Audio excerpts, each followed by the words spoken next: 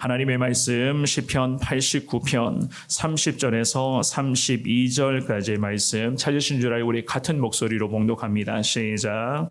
만일 그의 자손이 내 법을 버리며 내 규례대로 행하지 아니하며 내 율례를 깨뜨리며 내 계명을 지키지 아니하면 내가 회초리로 그들의 죄를 다스리며 채찍으로 그들의 죄악을 벌하리로다. 아멘.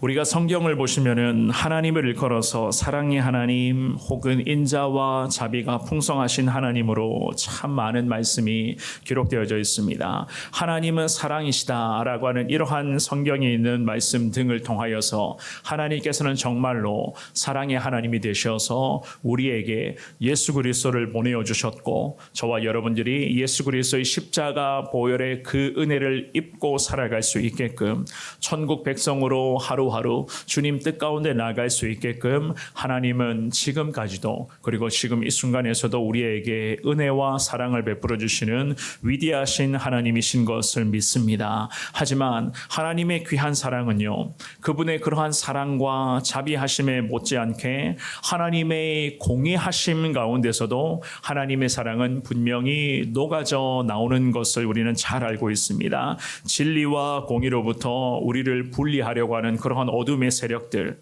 그 어둠의 세력들은 곧 사탄을 중심으로 하는 지금도 우리 주변에서 계속 움직이고 있는 세력들 아니겠습니까? 공의의 하나님께서는 사탄을 위해서 죄악의 나락으로 곤두박질 치는 우리를 주님은 항상 지켜주시고 주님 뜻 가운데 특별히 주님의 보호하심 가운데 우리를 함께하여 주시고 때로는 연약하고 부족한 우리이지만 그럼에도 징계와 혹독한 훈련과 연단의 과정을 통해서 우리를 주님은 늘 믿음의 길로 인도하시는 능력의 하나님이신 것을 믿습니다. 그래서 우리는요, 하나님을 일컬어서 사랑과 자비가 풍성하신 하나님이시라고 말씀을 하며 또한 하나님은 공의의 하나님이 되어주셔서 우리를 의의 길로 믿음의 길로 바른 길로 하나님 인도해 달라. 우리는 그러한 하나님만을 의지하기를 원하며 늘 기도의 삶을 살아가고 있습니다. 오늘 우리가 읽었던 이 본문의 말씀은 이러한 사실들을 잘 나타내주고 있습니다. 주시는 귀한 말씀을 통해서 과연 하나님께서 지금의 시대에 믿음으로 살아가기를 원하는 우리에게 우리 하나님이 과연 어떠한 삶을 기대하시는가, 오늘 주시는 말씀을 통해서 그 아버지 하나님의 마음을 잘 깨달으심으로써 우리는 여전히 부족하고 연약한 자들이지만 그럼에도 우리와 함께 하시는 그 하나님이 우리의 삶을 오늘도 지배하시고 우리를 주의 뜻대로 인도하여 달라. 주님 앞에 기도하면서 사랑의 하나님, 그 하나님만을 더 의지하며 승리하시는 여러분 모두가 되시기를 우리 주님의 이름으로 축원합니다. 우리가 본문을 통해서 깨달을 수가 있는 것은요, 우리가 믿는 하나님은 사랑의 하나님이시자 공의의 하나님이신 것을 알 수가 있습니다. 사랑의 하나님이시자 공의의 하나님이시다. 30절 31절을 우리 같이 읽어봅니다. 30절 31절입니다. 시작. 만일 그의 자손이 내 법을 버리며 내 규례대로 행하지 아니하며 내 율례를 깨뜨리며 내 계명을 지키지 아니하면. 아멘. 하나님은 말씀하십니다. 그의 자손이 내 법을 버리며, 흔히 성경에서 말씀하시는 그런 율법을 가리키는 그러한 말인데요, 이 말씀은 다윗의 왕위를 이어받을 자들을 의미합니다. 다윗의 왕위를 이어받을 자들이 하나님의 율법을 어길 경우를 주님은 이미 내다보셨겠죠. 그죠? 그것을 내다보시면서 주님이 말씀하십니다. 하나님의 사람 다윗처럼 하나님 앞에서 올바른 신앙관으로 이 나라와 민족을 다윗의 후손들 역시나 잘 이끌어 가야만 하는데 그렇지 못할 그 경우까지 주님은 염두에 놓고 계셨습니다. 그러니 생각해 보십시오. 하나님의 율법과 하나님의 규례라고 하는 것은 동시에 특별히 이러한 의미로 해석을 하거든요. 판결이나 선고나 법 등의 의미로서 이러한 구절을 해석을 합니다. 그래서 구속력을 갖는 그러한 하나님의 율법, 그러한 하나님의 특별한 통치하심이라고 하는 그 의미인데, 그런 의미에서 다윗의 후손들이 하나님의 그 뜻에 따라서 아버지 다윗, 성군 다윗처럼 이 나라와 민족을 잘 이끌어 가야만 하는 것이 하나님 그들에게 맡겨주신 책임이자 의무였던 것이었습니다. 그런데 저들이 하나님의 이러한 통치하심 자체 자체를 거부하고 하나님의 뜻을 거부한 채로 하나님의 규례대로 행하지 아니하게 된다고 말씀을 하는 거예요. 정말로 그 다윗의 후손들, 그 나라를 그러한 이 나라를 이끌어가는 지도자들, 다윗의 후손들이 정말 그랬습니다. 하나님의 뜻대로 이 나라를 운영하고 이끌어 갔어야만 하는데 하나님의 뜻이 아니라 우상에게 마음을 빼앗기게 되고 우상을 섬기게 되고 왕실부터 그런 우상을 섬기는 그 범죄로 오염이 되어가는 그러한 어처구니 없는 현상들이 이 이스라엘이라는 나라와 민족 가운데 나타났다는 것을 우리가 너무나 잘 알고 있지 않습니까? 그래서 하나님께서는 그의 자손이 내 법을 버리며 내 규례대로 행하지 않는다면 31절 말씀도 한번 볼까요? 31절에도 마찬가지입니다. 내 율례를 깨트리며 내 계명을 지키지 않는다면 결국 이 나라 이 민족 가운데 가장 심각한 문제를 주님께서는 지적하고 계셨던 것이었습니다. 오늘 이 본문의 말씀에서 기도하고 있었던 이 시편 기자 역시나 마찬가지 이 나라와 민족의 가장 심각한 범죄, 특별히 하나님 앞에서 여전히 반복하고 또 반복했었던 그러한 하나님이 가장 싫어한 범죄, 하나님의 뜻 가운데에 자기의 삶을 맡겨드리며 이 나라와 이 민족은 다른 나라와 와는 달리 하나님의 뜻 가운데 나아가야 되는데 그러지 못했다는 것을 이 시편의 기자는 잘 알고 있었습니다. 그러지 못했었던 이유가요, 방금 이야기를 합니다. 다윗의 후손들이 하나님의 통치하심을 그대로 잘 이어받아 다윗처럼 나라와 민족을 주의 뜻대로 이끌어 갔어야만 하는데 다윗의 후손들은 그러지를 못했다.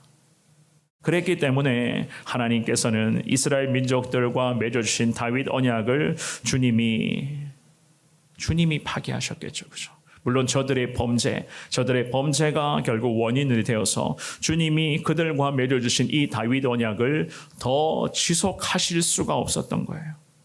하나님의 계명을 어기는 것은 다반사였고 하나님께서 가장 싫어하시는 그 우상을 섬기는 그러한 죄를 저들은 반복하며 저질렀습니다. 오늘 예배에 나오신 사랑하는 여러분, 하나님과의 언약이라고 하는 것은 하나님만 지키시는 것이 절대로 아닙니다.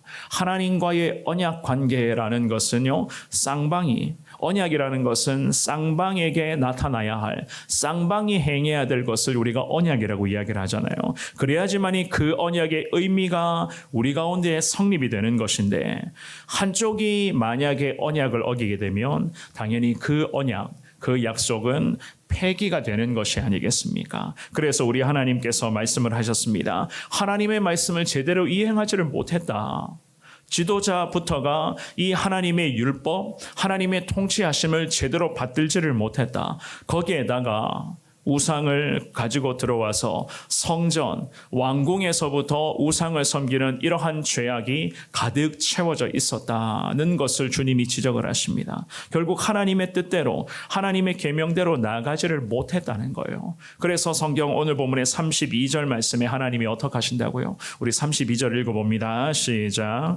내가 회초리로 그들의 죄를 다스리며 채찍으로 그들의 죄를 벌하리로다. 아멘. 하나님 분명히 말씀하십니다.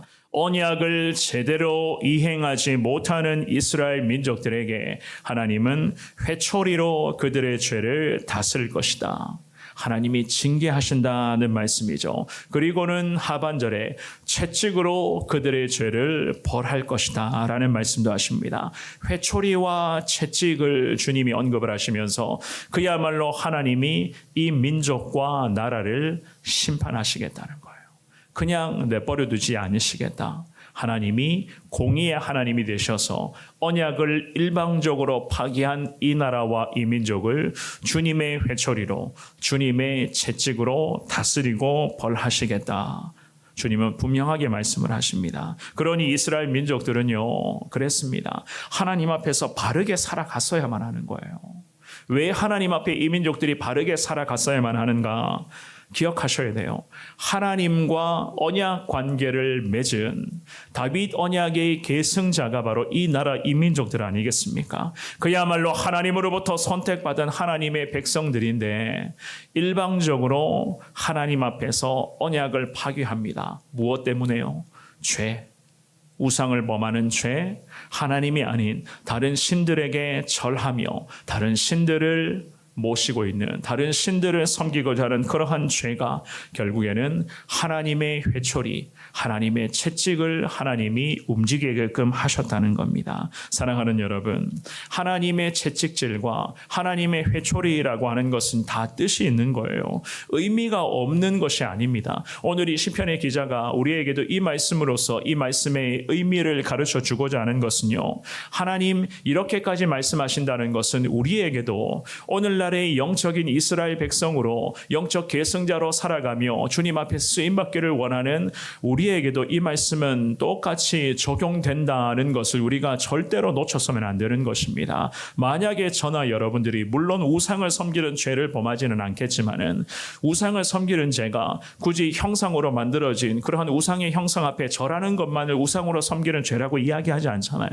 우상을 섬기는 죄, 지금의 시대의 우상 숭배는요, 하나님보다 더 사랑하는 것이 있다면, 하나님보다 더 의지하고 하나님보다 내 삶에 더 소중하고 더 중요하게 여기는 것이 있다면 그 모든 것은 결국 주님 앞에서 우상 숭배의 범죄가 되는 것입니다.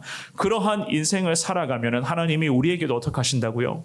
우리를 이미 예수 그리스도를 통해서 천국 백성 삼아 주셨다. 구약의 시대의 표현을 하면은 다윗 과입과의 그런 언약을 맺어 주신, 그야말로 저와 여러분들로 주님으로부터 택함 받은 하나님의 백성들 아니겠습니까? 하나님의 백성들이 하나님만을 사랑하고 하나님을 가장 소중하게 여기고 항상 하나님 중심의 삶을 살아가야 되는데, 하나님의 백성이요 하나님으로부터 구원받은 천국 백성으로 자부를 하면서도 삶의 여정을 가만히 들여다보면 하나님만을 사랑하는 것이 아니라 하나님은 뒷전에, 하나님은 내 인생이 2순위 3순위로 밀려버리고 내 삶의 1순위는 하나님이 아닌 다른 것이 되어 있다면 하나님이 어쩌면 우리에게도 이 말씀을 하고 계시는 것일 수도 있습니다. 내가 회초리로 죄를 다스릴 것이고 하나님 채찍으로 죄악을 반드시 벌할 것이다. 하나님의 계명과 우리 하나님의 율례와 하나님의 말씀과 특별히 성경 말씀을 통한 하나님의 그 거룩한 뜻 앞에 우리가 순종하지를 못한다면 하나님은 우리에게도 마찬가지 징계의 회초리와 채찍을 가할 수도 있다는 이 귀한 말씀. 사랑하는 여러분, 제가 늘 말씀을 드립니다. 하나님의 징계의 목적은요, 절대로 파멸이 목적이 아니에요. 하나님 징계하심의 목적은 어디까지나 신앙의 교정, 우리 믿음의 교정 작업을 위해서 하나님이 때로는 우리에게도 회초리를 가하시고 채찍질을 가하실 수도 있습니다. 잘못된 신앙, 잘못된 믿음 생활을 주님이 바로잡아 주시기 위해서 때로는 우리에게도 영적인 교정 작업을 통해서 혹독한 훈련과 우리를 혹독한 연단의 과정으로 주님이 인도하실 때도 있을 것입니다. 그 순간순간마다 믿음의 눈을 들어서 살아계신 그 하나님만을 더 바라보시되 이왕 신앙생활 하시는 건 하나님의 회초리 맞을 필요 없잖아요. 하나님으로부터 채찍질 맞을 필요 없거든요. 이왕 신앙생활 하시는 거 정말로 하나님만을 사랑하겠다. 늘 하나님 중심의 삶을 살아가겠다. 하나님이 내게 하시는 이 귀한 말씀이라면 참 나는 부족하지만 그럼에도 말씀에 순종하기를 하나님 노력하고 몸부림치겠습니다. 이러한 삶을 매일 매순간 살아갈 때에 하나님은 우리에게 회초리와 채찍질을 가르치는 것이 아니라 더 풍성한 은혜로 우리의 삶을 이끌어 가실 것이고, 다윗에게 주셨던 그 놀라운 하나님의 은혜가 우리의 삶에도 그 은혜와 축복이 임할 수 있도록 성령을 통해서 우리를 바른 길로, 항상 승리의 길로 주님이 인도하여 주실 것을 믿습니다. 하나님께서 주시는 오늘 이 귀한 말씀을 여러분들 기억하시면서 늘 하나님을 잘 섬기시는, 항상 하나님 중심의 삶을 살아가시는, 오늘도 삶의 순간순간에서 온종일 하나님이 기뻐하시는 대로 나아갈 수 있는 저와 여러분 모두가 될 수 있기를 우리 주님의 이름으로 축원합니다.